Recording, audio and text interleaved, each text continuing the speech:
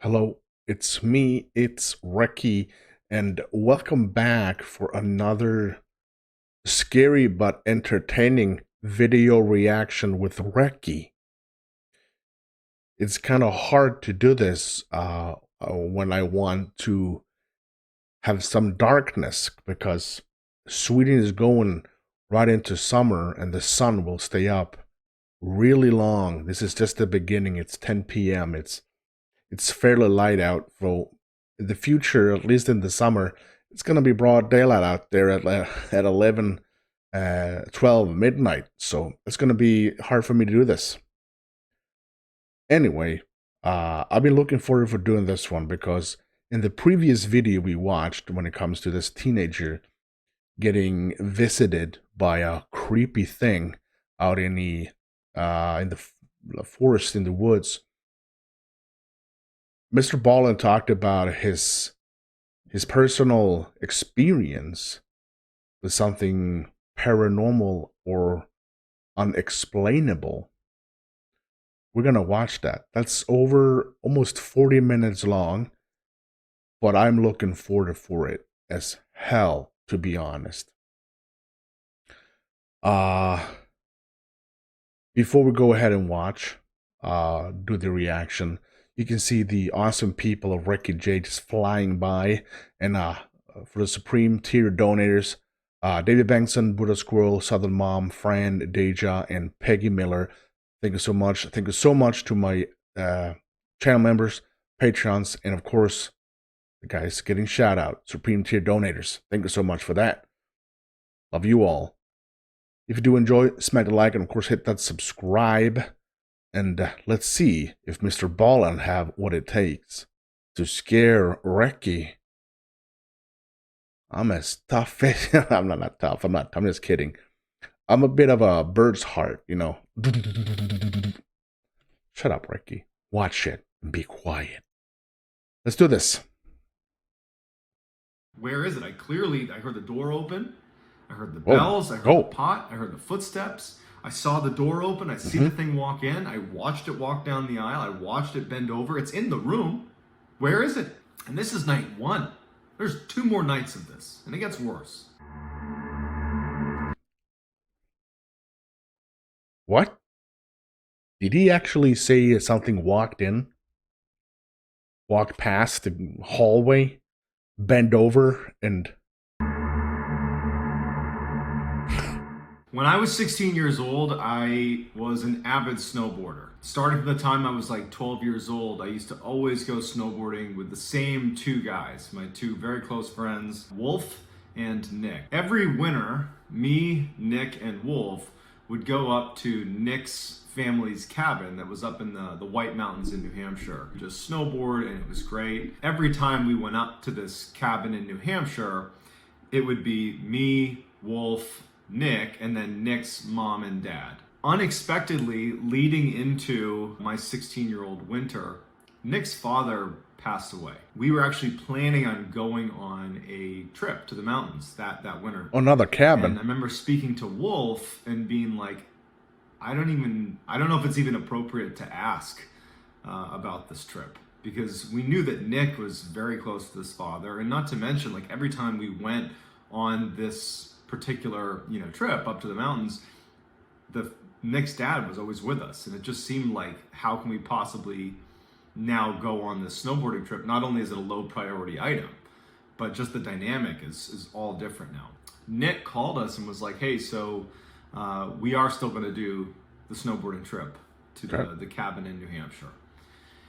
And so, Wolf and I, we spoke and we're like, let's just go with it. I mean, maybe it's like, maybe they want to do something that is maybe is a fond memory of their father, their husband. And so we agreed to go. So he passes away maybe a few months before we end up going up to the mountains. Okay.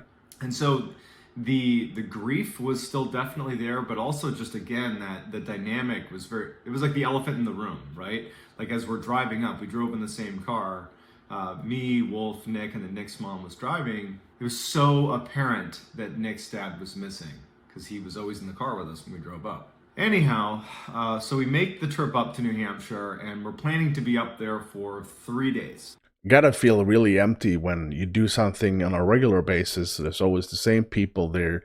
And I bet his buddy's dad was that kind of guy that you just felt that he was there, he was making himself known. I mean, in a good way.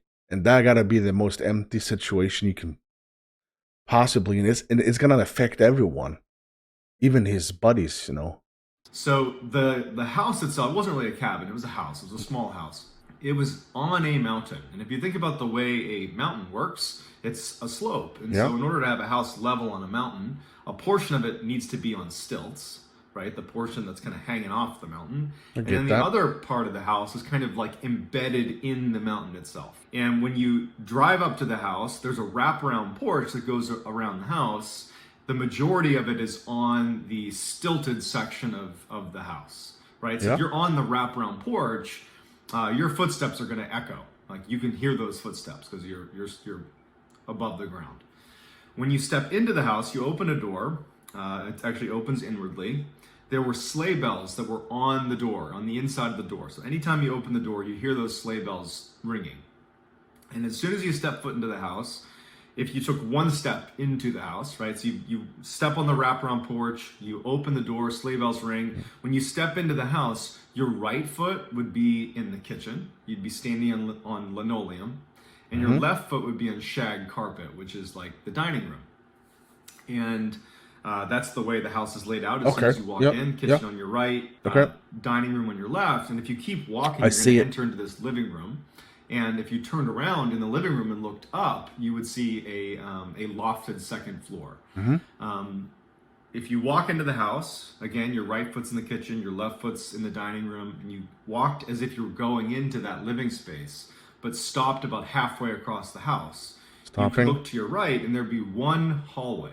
There's only one hallway. It's a small house.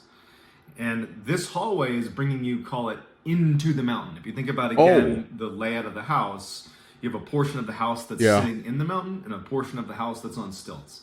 Well, this hallway leads into the section of the house that's in the mountain. And if you go down this hallway and it turns left, it's a short little hallway, it brings you to one room. And that room is where me, Nick, and Wolf would stay every time we went snowboarding at this mountain. That room, if you go into it, it's a corner-fed room. You open the door, and immediately to your right is a bunk bed. So it's corner-fed left, right? So you go in, and everything is to the right. Corner-fed left. Or is it corner-fed? I would always sleep on the bottom bunk. It's corner-fed. Wolf would sleep on the top bunk. Our feet would be closest to the door. In the center of the room with the remaining space, because this is not a big room, there was like a queen-size bed. It was like a slightly larger bed that sat basically in all of the free space that was left over in the room. It was sitting right in the middle of the room, and that's where Nick would sleep. So basically the room was completely packed with 3 places to sleep and really not much else. There was a very small space between the queen-size bed and the bunk bed. So you could walk between those two, but that was about it. So that layout's very important, and you'll see why. We snowboard for the day, we come back to the cabin, and me, Nick, and Wolf decide we're gonna crash super early and get up early and have a full day of riding ahead of us, because we're avid snowboarders. So we go to our room, the one that's kind of, you go down that hallway and you get to the room I just described. We planned on going to bed early, but we were excited, and so we stayed up gaming for a bit. And then maybe around like 11 or 12 o'clock at night, Nick, who again is in the queen size bed, and Wolf is in the top bunk, they ultimately fall asleep. I was still awake. And what struck me, and it always struck me whenever I slept in this room, is when you turn off all the electronics and you're just laying in bed in this house, in particular, this room, it is pitch black. Yeah. There's no windows. You're in the segment of the house that's, in the mountain. Every time when I go to bed, if I can't see my hand in front of me when I do this, that's actually a terrifying feeling. I want you to try that once when you're in a room and you feel like it's really dark. If you can't see your hand when you do this, pretty defenseless. It is truly pitch black. Not to mention the house itself, there weren't really any neighbors nearby, because this house, Nick's family had purchased it a while ago when this used to be an active ski resort, the mountain itself that it was on.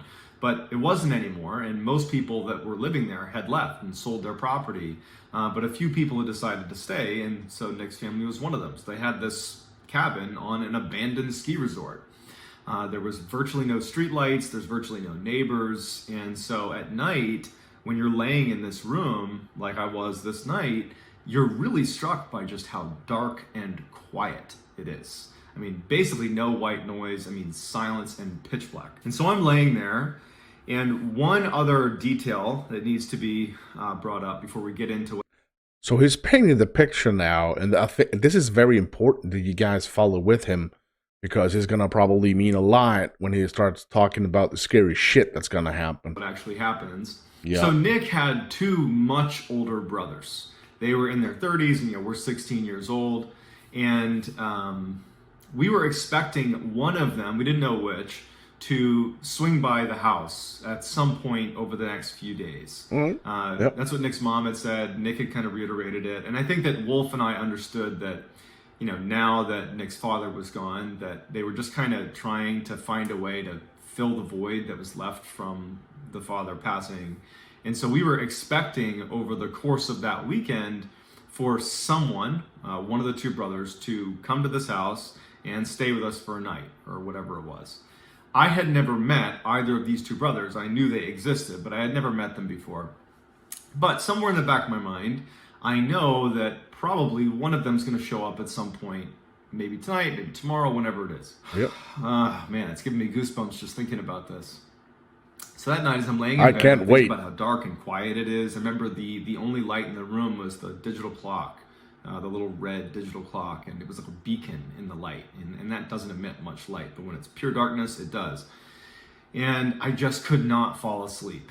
I remember I got to a place where I started counting how many hours of sleep I might get if I fell asleep right then and there, which is never a good sign. That means you're not close to sleeping. if you're like, okay, if I fell asleep now, I'll get 3 hours and 22 minutes of sleep, right? Like that's where I was at mentally.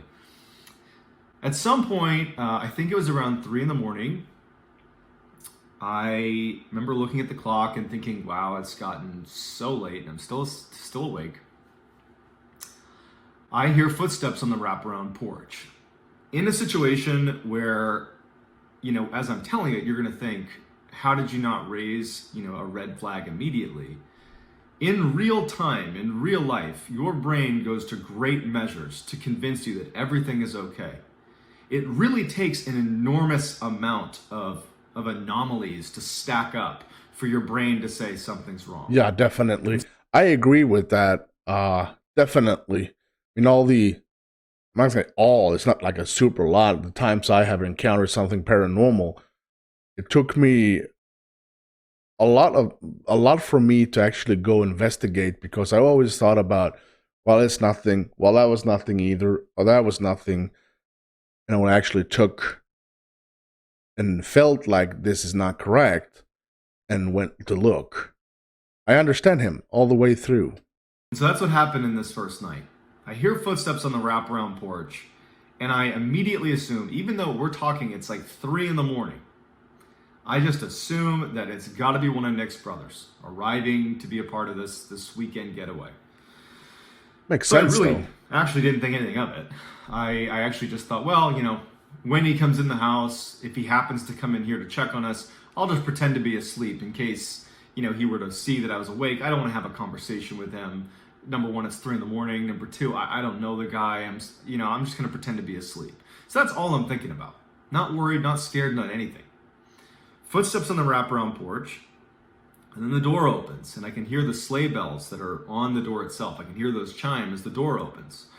Again, no part of me is concerned about this. I'm thinking it's a little bit weird that they're arriving at 3 a.m, but we knew that his brothers had these weird work schedules where they might show up in the middle of the night. So it was just, it was whatever it was. Sleigh bells ring, and then I hear what sounds like a pot, like a kitchen pot, fall and hit the linoleum floor in the kitchen. And I remember just the sound stood out to me. It just seemed like this person's kind of making a bit of a commotion in the middle of the night here. And the door didn't shut. And I noticed that. I figured they were maybe bringing their stuff in, right? They're offloading some stuff. And they're leaving the door open. Oh, this is, just thinking about this, it's really making me feel uncomfortable. Still want to hear it, though. So I hear the footsteps in the wraparound porch. The door opens. I can hear the sleigh bells. A pot falls and it hits the linoleum floor. The footsteps that I could hear on the wraparound porch, because it's on stilts, right? Like the porch is hovering over the ground. Makes a lot of noise. You can hear those footsteps. Well, Yeah. when these footsteps continued into the house, where you're on a concrete slab and there should be no sound, like I shouldn't hear echoing footsteps, it sounded like it was on the wraparound porch still, but the noise was getting closer to me. What? So it was like the footsteps sounded totally natural out on the wraparound porch, but once Inside. they were in the house, Makes it sense. didn't really make any sense. No. That I could hear them as if the footsteps were standing on something that was suspended off the ground, but it wasn't. You're in the house on a concrete slab. And so I hear these footsteps. The door hasn't shut. The front door is wide open. We're in the middle of winter here. We're in the middle of nowhere too. And I'm thinking about that, but I'm still thinking it's got to be Nick's brother, one of Nick's brothers. The footsteps continue through the house, and they stop about halfway through the house. If you open that door and walk halfway through the house. And then the footsteps began to walk down the hallway towards our room. So they come down the hall. Uh-oh. And they get right outside the door, which is shut. The door to our room is shut. And I'm sitting there. Again, my feet are closest to the door. It's pitch black in the room, minus the, digital clock. And I'm thinking, why didn't they shut the front door? Of all the weird things that have happened, the fact that I'm hearing footsteps as if they're on the wraparound porch, but they're getting louder and moving through the house, the thing that really just made the hair on the back of my neck stand up was, why didn't they shut the front door? That just seems like such a bad idea. There's animals out there. There's a host of things out there. Like, why aren't you shut? And not to mention, it's freezing outside. There's a space between the bunk bed, the bottom bunk that I'm on, and the top bunk. There's a space that I can see clear as day. Whoever walks in the room, I'm gonna see them when they walk past the foot of the bed. But because of the top bunk, my view is actually obscured, and I wouldn't be able to make out someone's face. Oh, he's up. He's up. I really Okay. only see their middle section. Oh, okay. And so when the door first bunk. opens and this shadow figure walks into the room, which, by the way, I'm in a pitch black room, and I clearly make out a black silhouette. This thing walks into the room, and it's obscured, so I wouldn't have been able to see its head or upper body anyways, but its hips are so high that I can't even really see those. Those are at the level that I would expect someone's upper body or head to be at, meaning... What are you talking about? This figure that's walked in, its legs are extremely long. And so if it was proportionally the size of a human, you're talking about maybe a 10-foot tall person or in a space that is not a 10-foot high ceiling.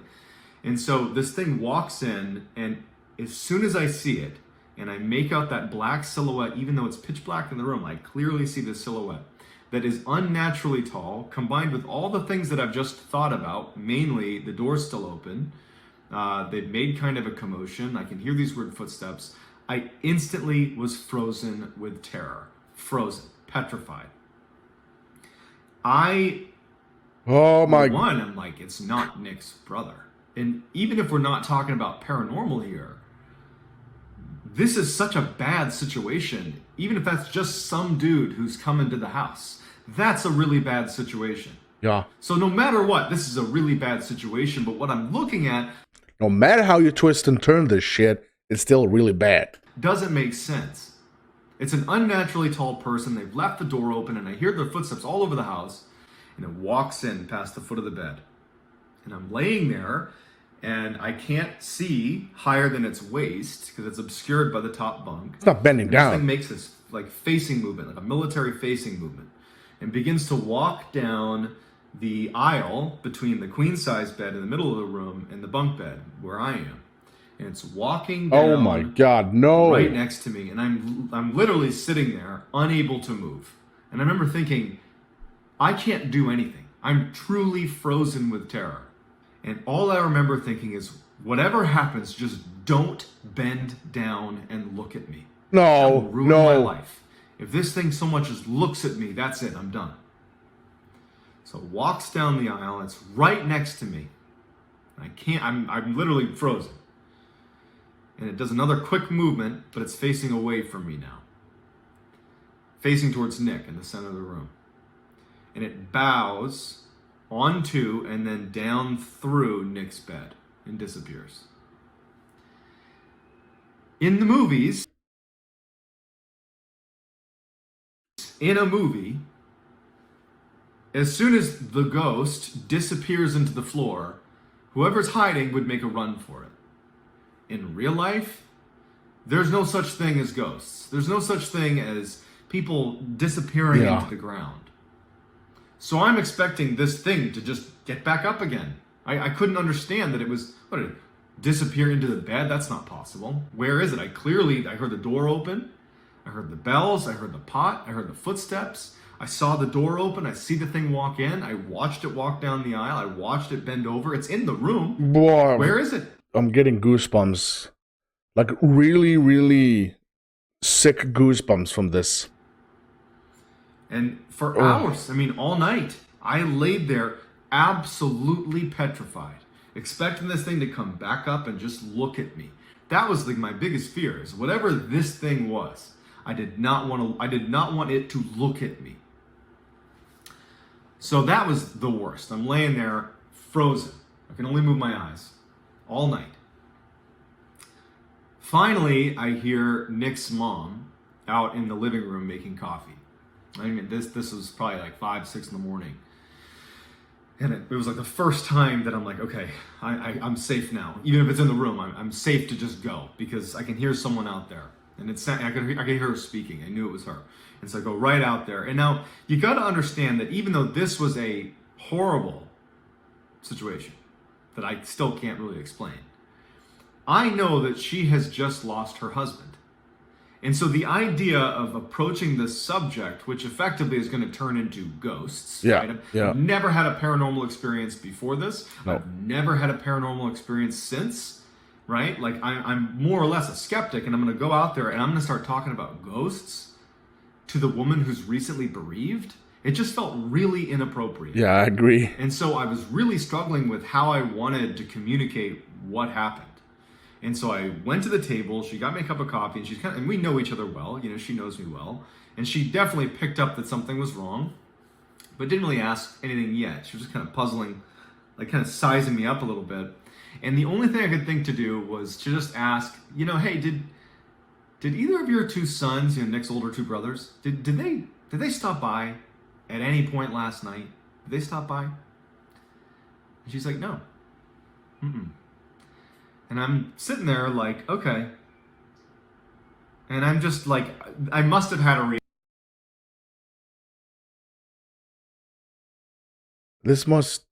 he could be not sleeping, but sleeping in a woken up state, which is kind of messed up because that's when you see shit. Doesn't matter. It doesn't mean he's not seeing what he's seeing. His brain can be telling him this is what you're seeing right now, like a figure of his subconscious, whatever you want to call it. But he saw something. But was he 100% woken or awake? Or was he semi-sleeping? Reaction that was obvious to her. And she just goes, I heard my husband here last night too. And whoa! That I wasn't prepared for that. Made it a lot worse. Because on the one hand, you have a situation where she is confirming something that part of me hopes is a bad dream. Number two, she's now saying it's her husband. And so I intuitively assumed that she has somehow figured out what I'm stressed about, that probably isn't real. And because she's grieving, she's created a story where her husband is now in the house, looking over us. I really believed that she didn't hear anything, that she just somehow understood that I had this weird feeling, and she'd turned it into oh, my husband's in the house. And I just couldn't ask any more questions at that point. I felt like I had set her up for this awkward exchange. I felt really bad that like that was the discussion we were having. I also thought like, if that's true, I don't want to have this conversation. Like I really was just dumbfounded on what to do in this situation. Yeah. And this is night 1. There's 2 more nights of this, and it gets worse. So Nick and Wolf eventually come out of the bedroom, and they come to the dining room. And the same way I felt reserved talking to Nick's mom about what happened, I had the same feelings about Nick, because it was his father. Yeah. And I also just felt like that would be inappropriate. But Wolf, he's not a family member, and he's my buddy, and I kind of pulled him aside, and I kind of told him what was going on as best as I could. I kept it like kind of generic. I was like, you know, I could have sworn I heard someone in the house last night. Like I could have sworn. And he's like, yeah, you know, you're probably dreaming. You know, like that's what this is. Yeah. And I was like, no, like I wasn't, but I can't make sense of it. And I was like, can you just do me a favor? And at this point, Nick actually overheard the conversation, and I very much kind of cut ties with what I was talking about. I was like, yeah, I just thought I heard something last night. It's just me freaking myself out. And I was like, can you guys tonight, when we get back from snowboarding, can I fall asleep ahead of you? That way I'm asleep, you guys can just fall asleep after I do, and then I'll sleep through the night, no big deal. And they're like, all right, yeah, weirdo, whatever. Yeah. So I'm like, all right. My big plan is Okay, dude. I'm just gonna go to bed really, really early. Because I didn't sleep the night before, so I'm thinking, oh, I'll fall asleep right away. So we go out, we snowboard for the day, my mind is off of what happened, and frankly, I'm starting to convince myself that had to have been, you know, sleep paralysis. Yeah. Even though I'd never had that before, I was Googling some stuff, maybe it was sleep paralysis, maybe it was just like a really intense dream.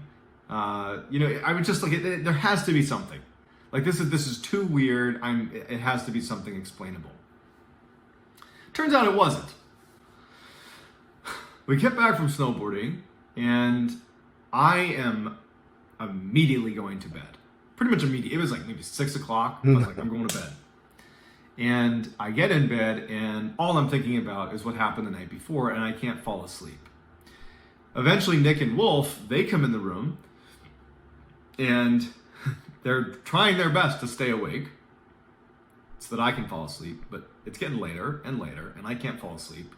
And now I'm back to that, like, okay, if I fall asleep now, I get 6 hours of sleep. And they finally just said, hey man, I'm tired, I'm going to bed. So they both fall asleep, and I'm awake. No. And I was so upset with myself.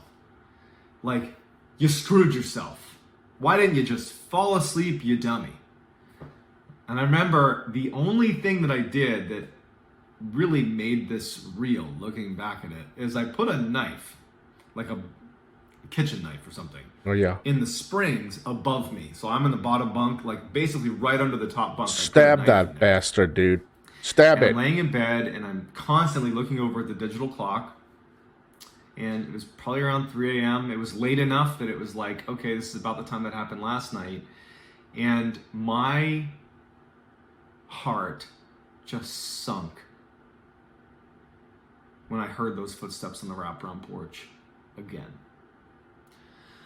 They sounded the same as they did the night before. Okay, so if this happened to me, the first night is just, okay, this shit happened. All right. My buddies fell asleep again. I would wake them up.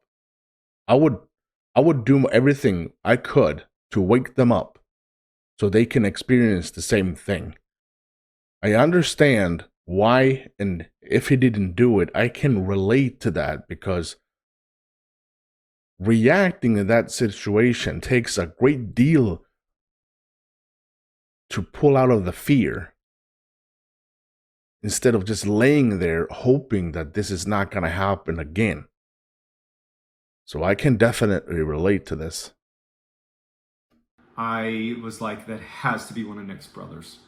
But the door opens, I hear the sleigh bells, I hear the frickin' pot fall on the ground. It was like deja vu. The exact same thing is happening. Oh, no. And these footsteps start walking through the house.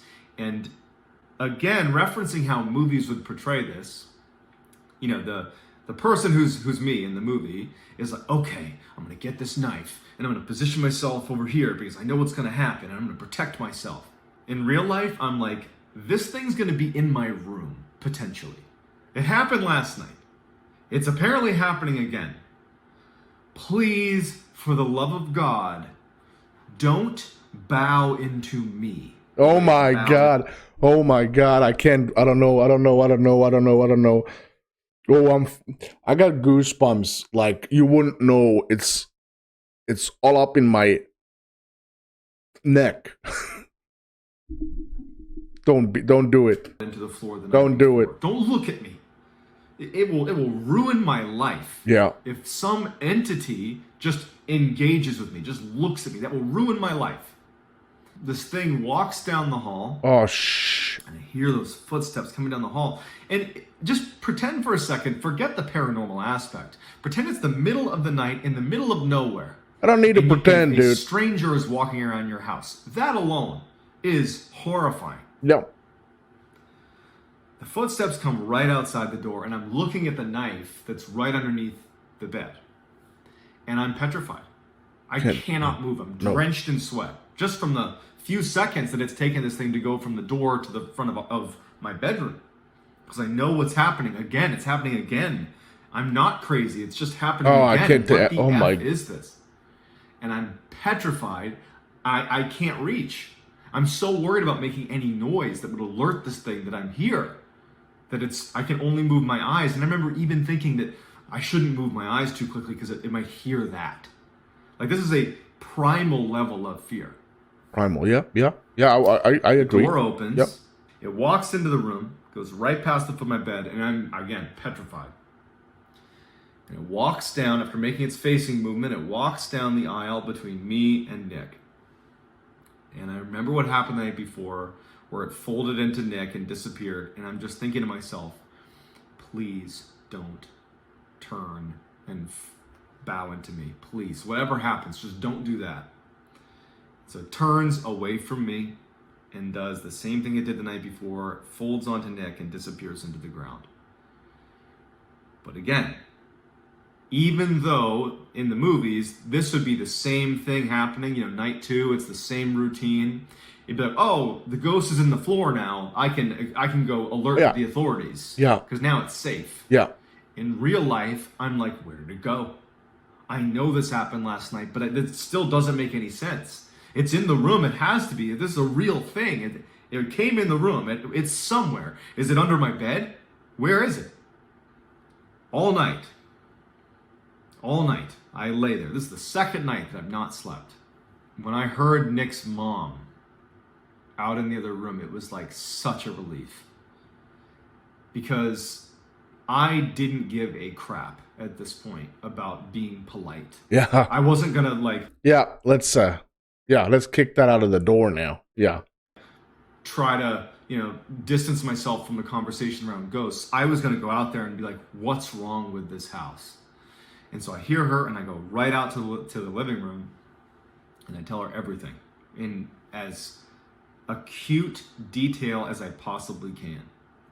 And as I'm telling her this, her reaction didn't line up. Her reaction was not surprise, terror, confusion. It was... Well, that's the sound that happens when I get someone hitting subscribe. Do. So hit that subscribe too. Make that sound. Was empathy. She felt bad for me. It was sympathy. You don't understand. Like, I'm listening, but you just don't understand what's happening. And I'm telling her all every detail I can possibly muster. And at the end of it, or towards the end, she just kind of stops me. She's like, John, it's okay. I told you yesterday, and again, I heard it last night. That's just my husband. No. I heard him last night too. You got nothing to worry about. And I was like, no. That cannot be. That cannot be what it is. And she was like, I heard him open the door. I heard the pot fall. I heard him walk through the house. I'm assuming he went into Nick's room again with you guys. And I'm like, what is happening? What? So totally now just beside myself. I remember I was crying, actually. Like, during this conversation, I'm just crying. Yep. Not even, like, tears of sadness as much as fear. Just, like, what's happening? Yep. Like, I needed my mom. Yep. Like, I need my mom now. I felt so helpless. And no offense to Nick's mom, but I just felt like I was with a lunatic. How? But like at the same time, she's recalling the exact same things as me. How do I put that together? I remember thinking I need to leave.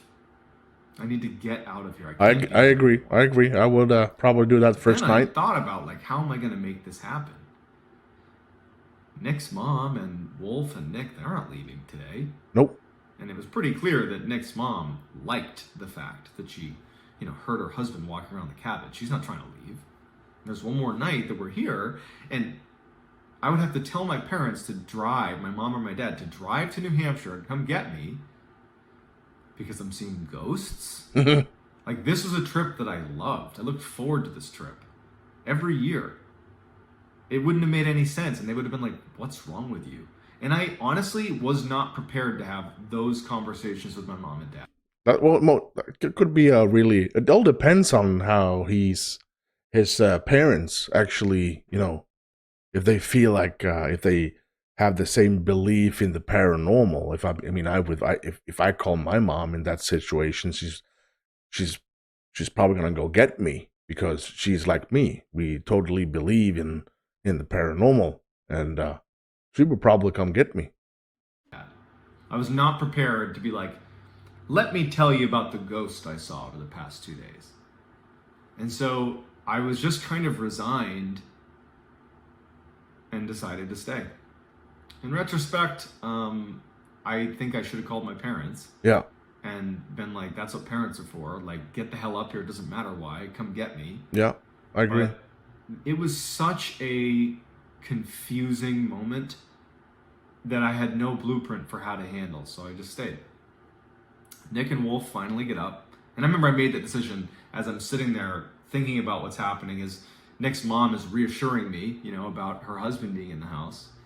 And I make the decision that I'm going to stay. Nick and Wolf come out of the room, and they come over, and Wolf pretty much immediately looks at me to get a gauge on what happened. And you can see it all over my face. I've been crying. And I told them what happened. And, Nick was always kind of a stoic, and he was just unaffected, Wolf, on the other hand, was more inclined to, at a minimum, believe something was happening. Yeah. He didn't know if it was a ghost or not, but he certainly understood that something's going on. And the fact that Nick's mom, as I'm explaining to Nick and Wolf what's going on, she was like reinforcing my argument. Yeah, I heard him too. I heard the door open. Yeah, I was upstairs. I heard him walk through the house. And Wolf's like, what's going on? And Nick is like, he didn't want to hear it, kind of. It probably was uncomfortable. It's about his father, or ultimately talking about his father. Before we went out snowboarding for the day, because Nick's mom would drive us and drop us off, she brought us to a local store, and we bought a coffee table because they've been looking to replace the one that was in their house. Basically, when you walk into the house, instead of turning down the hallway towards our room, if you just keep walking into the lofted area, at the foot of the stairs was a coffee table where they kept a landline phone because you're in the middle of nowhere and you got to have some way to call, and they put it right at the foot of the stairs in this little coffee table. But it had broken, or it was old, or whatever. I know they wanted a new one for a long time. We went out and got it. Me, Nick, and Wolf, we go, we snowboard. We come back, we help offload the coffee table into the house. We put it at the foot of the stairs. Yeah. Normal day. Normal day. Go to bed. I was ruthless in trying to keep Wolf and Nick awake. I mean, I wasn't even trying to make jokes out of it. I was like straight up kicking the bunk, like kicking Wolf's bunk, like literally shaking Nick. I was doing everything in my power to keep them awake because I couldn't sleep. I'm terrified. It was like the opposite of how excited you get before Christmas and you can't sleep. It was like the opposite of those feelings, but you still can't sleep. Yeah. It was like, this is the worst night of my life. And also, the nail in the coffin, if you will, is during the day that day, we found out that neither of Nick's two brothers were going to be making the trip. They weren't going to make it. So no one's going to be at the house. No one should be at the house except for us. Yep, makes sense. So that night I'm laying there, and after all my attempts to keep Nick and Wolf awake, they fall asleep. Everyone's asleep. The house is pitch black. It's silent. And around 2, 3 in the morning, I'm getting goosebumps just thinking about it. I hear those footsteps on the wraparound porch. The door opens and I hear the sleigh bells ringing on the door. A pot falls on the ground and the footsteps walk into the house. And this is the third time that this has happened. So in a way, this was the first time that I was expecting something to happen. For it to walk down the hall, to come in the room, to come next to me, fold into Nick, and then that's it. Yeah. This was the first time I had a little bit of, call it security, that something was going to happen, and I understood what was going to happen. I didn't understand it, but I expected something to happen. But this was not the case this night. It walked into the house. Everything was the same. It walked into the house, but instead of going down the hallway towards our room, it kept walking into the lofted area. And the lofted area, from where I was laying, my foot's at the door, my head's back here, the wall straight, if I like sat up in bed and looked straight, the wall right there led into the area where this thing was. So I'm basically, if there wasn't a wall, I'd be looking dead at this thing. And I'm waiting for it to walk through the wall. As crazy as that sounds, I'm just anticipating something coming through the wall. After a long pause of it being in that lofted area, I hear it go up the steps. Listening to the creak of the steps as it goes up the steps, it makes my skin crawl. Yeah. It's making me like emotional thinking about how terrifying that was. It walks up the stairs, and now it's above me. And if the past 2 nights are any example, this thing... So what is kind of weird for me is that the pattern changed. For 2 nights, he walks, the entity walks the same way. Like door, kitchen, hallway, room, Nick, gone. Now it's getting really, really nasty for me because it's changing its pattern. So it has a conscience. It has a way to decide where to go that night. Has sunk into the ground 2 nights in a row and disappeared. Yeah. And so now my fear is it's going to literally come through the ceiling, through the bunk, onto me. The sound stopped when it was upstairs. Got upstairs, and that's where Nick's mom slept. She was upstairs. So I laid in bed, petrified once again. I got my stupid knife sitting in the underside of the bed above me. And hours and hours of waiting for my literal worst nightmare to come true as some entity comes through the ceiling and goes into me. Or even just if it was like onto Nick, if it came through the ceiling and if out of my peripheries I'm watching like this beast come through the ceiling and float down and into Nick. It just... these thoughts in my head, they didn't make any sense. They were terrifying. Oh my God, just tell me what happened. I laid in bed and I couldn't fall asleep.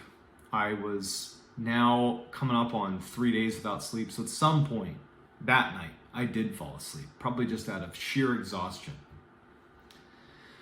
At some point in the morning, early morning, now probably like 5 in the morning, I wake up again and I can hear Nick's mom. It didn't sound like she was making coffee. It sounded like something was wrong. I couldn't place it, but it just sounded like she was acting emotional somehow. I couldn't tell if she was crying or not.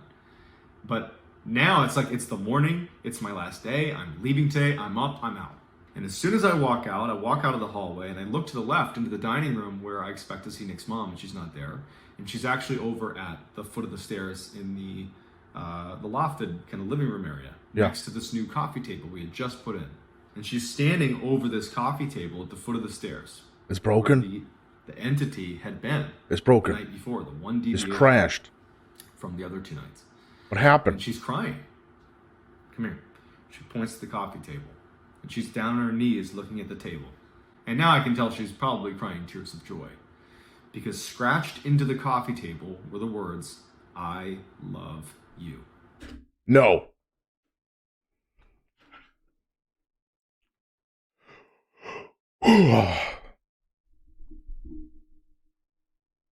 No.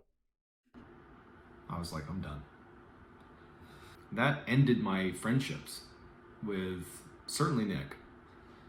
Wolf to a lesser degree, but I stopped snowboarding. I didn't go back to that cabin, even though I know Wolf did the next year. The theories about what happened, Nick's mom, it's possible she could have created a narrative, made it about her husband, and then she could have just as easily scratched that into the table. The "I love you." That could have been her. It's also possible that she had sleep paralysis and I had sleep paralysis, and somehow we synchronized and had the same vision, and she scratched in the table. Or, to be honest, what I believe, that was a ghost, and that it interacted with the physical world, and it did walk around the house. It did carve "I love you" into that table. That's the only time in my entire life that I've had anything happen like that. I don't have any other paranormal stories before or after. That's it. I hope you enjoyed that. I'm going to continue to do long versions of my ghost stories and scary stories that I find that I've been posting on TikTok. I'm going to do long versions of those on this YouTube channel. That's going to be the new direction for this channel. If you have a great ghost story, please DM me on Instagram. My handle is John B. Allen 416. JOHNBALLEN 416. Send me your story on Instagram. You can also hit me up on TikTok. That's MrBallens. I actually have a story. I think I told you guys about this story, so I'm gonna do that. I'm actually gonna see if I can find him on Instagram and send him my story. It's not gonna be a super long story, but I can see if I can do that. That would be kind of cool. That would be really cool if I can do that. There's a couple of them. One in particular. Fantastic story. I do believe that this was a paranormal, like some kind of a paranormal event. It always feels kind of strange to, just say that you confirm that this is a ghost, and this is a ghost that made decisions that for 2 nights in a row go into Nick in the bedroom, and the third day went up. Was it because of the new table that changes everything, or what did change for that entity? I am loving this story. I'm going to think about this story forever, and amazing. MrBallens, this was fantastic. I haven't really enjoyed anything like this before, and I'm down on my knees begging you to keep doing this. If you did enjoy my reaction to this, smack the like, and of course, don't forget to hit that subscribe. If you want to support me a bit extra, you can click join, or there's a link for Patreon in the comment section. Tell me what you think. Use the comment section for that. And until next time, I'm Recky.